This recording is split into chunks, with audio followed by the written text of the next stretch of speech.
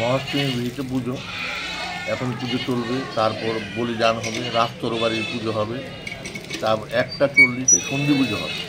সন্ধি পুজোর পর সন্ধি পুজোর আগে মার স্বামী চান্ন ব্যঞ্জনাদি ভোগ হবে, সন্ধি পুজো হবে, তার বিকেলবেলা আরতি হবে সন্ধ্যা 7টায়, তারপর রাত্রিবেলা লুচিপুরি ভোগ হয়ে মার মন্দির বন্ধ হয়ে যাবে। দুর্গাবাড়িতে মহাষ্টমী পুজো মানে মূলত ইয়েটা কি, মানে কেন দুর্গাবাড়িতে এই পুজোটা হচ্ছে, কত বছর ধরে? দুর্গাবাড়িতে রাজ আমল থেকে চলে আসছে এখানে, যেই যেই জায়গায় রাজবাড়ি ছিল সেই সেই জায়গায় দুর্গা পুজো হচ্ছে। মহারাজা সেখানে আগে দুর্গাবাড়ি তৈরি করেছেন, লক্ষ্মীনারায়ণ বাড়ি তৈরি করেছেন, তারপর রাজপ্রসাদ তৈরি করেছেন। মায়ের কাছে কি প্রার্থনা করা? মায়ের কাছে তো আমি সবসময় প্রার্থনা করি সবাই সুখে থাকুক, শান্তিতে থাকুক, দেশে শান্তি থাকুক।